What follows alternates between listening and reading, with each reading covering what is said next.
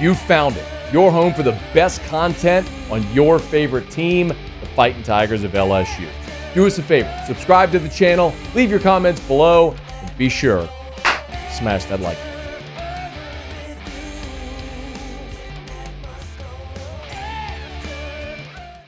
Drew Brees was a guest on the Adam Schefter Podcast, and he was asked the question that many Saints fans have wondered aloud, asked, chatted about at bar rooms, by the water cooler, family gatherings. Would Drew Brees ever have a role? Could he ever join the New Orleans Saints coaching staff? Here's what he said. I don't know. We'll see. Look, it's in my blood. It always will be. I'm always going to be a Saint. And so whether it's direct or indirect, yes, I will always say we. That's my team, my organization, from the perspective that I take so much pride in what we built and what we accomplished. And I'm always a resource to help, and I'll always be there to support. He didn't say no. The reason, there's two reasons why I think that's a terrible idea. Number one is, first and foremost, is the time commitment. Drew Brees retired and then tried his hand at TV. But part of the reason he stopped doing TV after 1 year was the time commitment. I mean, he was doing studio work for NBC for the NFL, and he was calling Notre Dame games. So Brees and his family live in San Diego, and so then he's flying to South Bend for production meetings, and then calling a game on Saturday, and then flying to New York for the NFL on Sundays and Sunday Night Football, then maybe flying home on Monday. And so then you're home with a little jet lag, and you have Tuesday, and then guess what? You're hitting the road again. It ain't that much different than when you're playing football. So that's number one, is just the time commitment if you're going to be a coach, because it's no different than if you're a player. The physicality is different, but your time commitment's no different. That's number one. Number two, that is the best way possible to ruin the fan base's relationship with Drew Brees, is let him coach. Because, and listen, I understand, he is the greatest player in the history of the organization. He will always be 1 or 1A. That's only to leave room to say, what if someone comes behind him and is amazing? And plenty of organizations have had that. Like in New England, they'll never have another Tom Brady. They don't have a quarterback that'll come and win 6 Super Bowls. But what if they have someone comes and wins 3 Super Bowls? Are they number 2 or are they 1B? Figure it out, however you want to say it. The point is, Brees will always be deified in New Orleans. However, you can truly love someone, but there can be friction. I mean, how's that any different than in a marriage? You can love your spouse, of course. I mean, you would do everything for your family. You die for your spouse. But sometimes you argue over what you're going to do for dinner. I mean, you can have major arguments about finances or whatever. I mean, who knows? You understand. I mean, it's just, or life, or at the office, whatever. And the thing that's undeniable is, and unavoidable, is in professional sports, you will face adversity. Like there will be things that go badly. It's just how it happens. And so fans, rightfully, complain and direct criticism at coaches.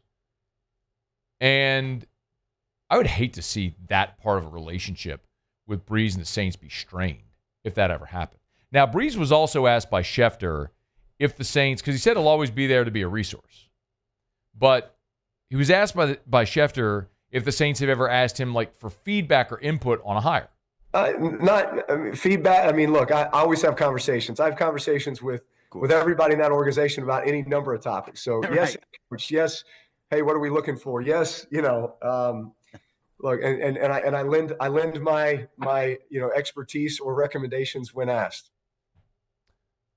I'm curious what Brees would think about this hire, whoever it's going to be.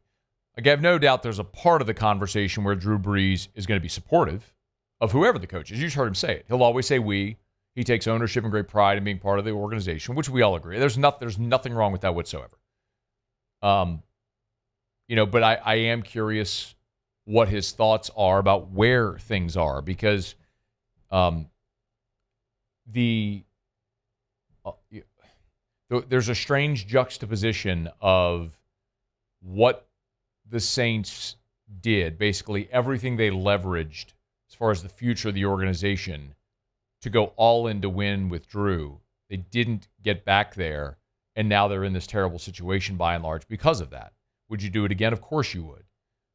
I mean, I say it often. It's no different than what Denver did with Peyton Manning. They went all in. And they didn't make the playoffs for a decade after Peyton Manning. They finally got back this year with Bo Nix as a rookie. And, boy, they went through a lot of iterations. They went through different quarterbacks. They had draft busts. I mean, remember, who was that tall guy from Memphis? Remember that guy that they drafted in the first round? Remember that guy? What was his name? Paxton Lynch. Remember him? Like, Denver drafted Paxton Lynch in the first round. Denver had Brock Osweiler. You know what I mean? Like, they've gone through it. The Saints played Denver when they had a practice squad receiver playing quarterback. Now, that was COVID and it was different. But point is, they leveraged everything to win with Peyton Manning. And they did. They made it to 2 Super Bowls and they won one of them. Would they do it again? Of course they would.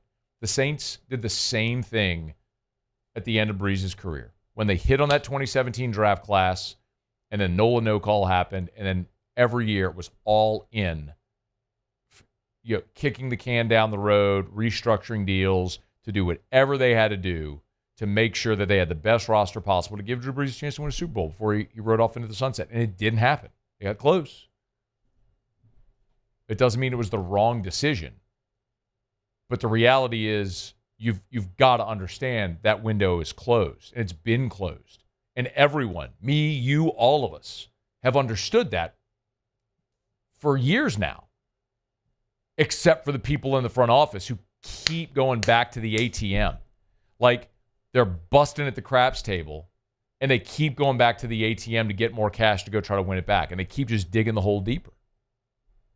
And it's just making it worse. And now here you are. You're in a spot where nobody wants your job. I mean, you're down to your list of candidates are Kellen Moore, Anthony Weaver, Mike Kafka, and Darren Rizzi. That's your list. Like, let that sink in.